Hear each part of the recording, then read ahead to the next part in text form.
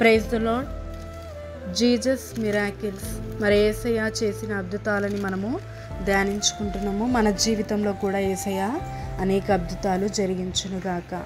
మరి కానాను వివాహంలో దేవుడు నీళ్ళని ద్రాక్షరసంగా మార్చాడు, ప్రధాని కుమారుణ్ణి బాగు చేశాడు. మరి వినని వాళ్ళైతే మరి ప్రీవియస్ ఎపిసోడ్ మీరు చూసినట్లయితే మరి దేవుడు చేసిన అద్భుతాలని మరి విని మరి మీ జీవితంలో అద్భుతాలు పొందుకోండి. మరి మూడోదిగా మనము చూసినట్లయితే మరి యేసయ్య ఇక్కడ మరి గొప్ప అద్భుతము జరిగిస్తాడు. మరి లూకా సువార్త 4వ అధ్యాయము 31వ వచనము. మరి ఆయన విశ్రాంతి దినమున ఆలయంకి వచ్చి ఆయన వాక్యము బోధిస్తున్నాడు. మరి ఆ బోధించేటప్పుడు మరి ఏం జరిగింది మనము చూద్దాము. అప్పుడు ఆయన గలిలయలోని కపెర్నహూము పట్టణమునకు వచ్చి విశ్రాంతి దినమున వారికి బోధించుచుండెను. ఆయన వాక్యము అధికారముతో కూడినదై ఉండెను కనుక వారు ఆయన బోధకు ఆశ్చర్యపడిరి. ఆ సమాజ మందిరములో అపవిత్రాత్మ అయిన దయ్యపు ఆత్మ పట్టిన వాడొకడు ఉండెను. వాడు, నజరేయుడవైన యేసు, మాతో నీకేమి, మమ్మను నశింపజేయ వచ్చితివా?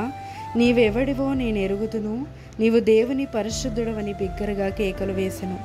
అందుకు యేసు, ఊరుకుండుము, ఇతన్ని వదిలి పొమ్మని దానిని గద్దింపగా దయ్యము వానిని వారి మధ్యను పడదోసి వానికి ఏ హాని చేయక వదిలిపోయాను. యేసయ్య మరి సమాజ మందిరములో వాక్యము ప్రకటిస్తుండగా మరి మందిరములోనే ఉంది అపవిత్రాత్మ. మరి ఆ దయ్యము లేచి, నీవు దేవుని కుమారుడవి. ఎప్పుడైతే వాక్యం ఎవరికైతే వస్తుందో వాళ్ళు దేవుని కుమారులు. ఈరోజు నీకు ఒక్క వాగ్దానం అని తెలుసా? నువ్వు దేవుని కుమార్తెవి. దేవుని నమ్ముతున్నావా? యేసయ్యని నమ్ముతున్నావా? నీవెవరో మరి అపవిత్రాత్మలకు తెలుసు, నిన్ను బాధపెట్టే సమస్యకు తెలుసు. మరి యేసయ్యని కూడా అదే విధముగా వాక్యము ప్రకటిస్తుండగా మరి ఆ ఒక అగ్ని మరి ఆ అపవిత్రాత్మకు వెళ్ళి, నువ్వు దేవుని కుమారుడివి, మమ్మల్ని నశింపచేయవచ్చితివా ఎందుకు అని చెప్పేసి అక్కడ అడుగుతున్నప్పుడు ఏమి మాట్లాడనివ్వలే ఆ దయ్యాన్ని యేసయ్య. మరి వదిలి వెళ్ళిపో, ఆ శరీరం వదిలి అతన్ని వదిలి వెళ్ళిపో అన్నప్పుడు మరి పడదోసి ఏ హాని చేయకుండా, అంటే ఒక హాని జరిగించడానికే ఒక మరి అపవిత్రాత్మ మరి వారిలో ఉంది, బాధ పెడుతుంది. మరి ఎలాంటి హాని జరిగించకుండా యేసయ్య వాటిని గద్దించగా ఆ శరీరాన్ని వదిలి వెళ్ళిపోయింది. ఎప్పుడైతే మనకి వాక్యము తెలుసో ఆ వాక్యము మరి నిజంగా అగ్నిగా మార్చబడుతుంది, ఆ బలముగా బాణంలో వలె. మరి అందుకే మనం ఎప్పుడు వాక్యము మనం గట్టిగా చదవాలి. మన గృహంలోనే కానీ మనం ఎవరికి చెప్తున్నా సరే ఆ గట్టిగా చదివినప్పుడు ఆ అగ్నిబాణాలు ఏ సమస్యలైతే దయ్యం రూపంలో అపవిత్రాత్మ రూపంలో నిన్ను బాధ పెడుతున్నాయో వాటన్నిటిని కాల్చివేస్తాయి. ఆ బాణములన్నీ తగిలి మరి అవి విడిపింపబడతాయి. మరి నీవెవరివో నీకు మరి ఆ సమస్యకి తెలుసు. మరి అందుకని ఎప్పుడైతే దేవుని వాక్యము మనము చదువుతామో వింటామో, అందుకే ఎక్కువగా దేవుని వాక్యం చదవాలి. అలా చదివినప్పుడు విన్నప్పుడు మరి మన సమస్యలన్నీ విడిపింపబడతాయి. ఎప్పుడైతే మనము దేవుని వాక్యముకి మరి ప్రాధాన్యత ఇచ్చి మరి ఆయన వాక్యాన్ని ఎత్తిపట్టి మరి మనం ఊరికే ఉండకుండా కూడా మరి మన సమస్యలను వెళ్ళికొట్టచ్చు. మరి మనం వాక్యం ధ్యానించడం వల్ల, వాక్యము చదవడము వల్ల మరి దేవుడికి ఏమీ రాదు, ఈ దేవుడికి ఏమీ ప్రయోజనం కాదు, మనకే ప్రయోజనము. దేవుని వాక్యము శక్తితో ఉన్నది, దేవుని వాక్యము అగ్ని అయి ఉన్నది. మరి ఈ వాక్యము మనము చదువుతుండగా ఆయన మాటలు మనం గుర్తు చేసుకున్నప్పుడల్లా అవి మరి అగ్నిగా మార్చబడి ఆ సమస్యలు వెళ్ళిపోతాయి. నీ దగ్గర ఏవి ఉండకుండా దేవుడు తన కృపని దయచేస్తాడు.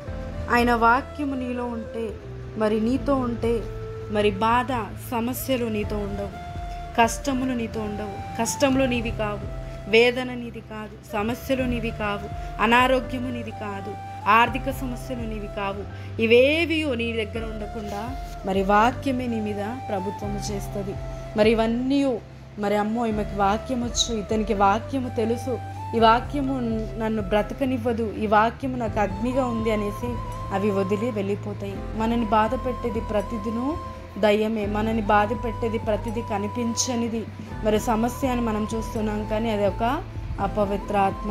అనారోగ్యం అని మనం చూస్తున్నాం, కానీ అదొక కీడు, మరి అదొకటి నాశనము చేయడానికే కానీ మనల్ని ఆశీర్వదించడానికి కాదు, ఒక దేవుని వాక్యమే దేవుని మాటని మనల్ని ఆశీర్వదిస్తుంది. దేవుని మాటని మనకి జీవాన్ని కలుగజేస్తుంది. ఈరోజు దేవుని వాక్యము నువ్వు ప్రకటించి, దేవుని వాగ్దానము నువ్వు ప్రకటించి ప్రతి విషయంలో విడిపింపబడి అనేకులకి విడిపించుదుగాక. ఆమేన్. హల్లెలూయా. ప్రార్థన. తండ్రి, యేసుక్రీస్తు నామమున ప్రార్థిస్తున్నాము.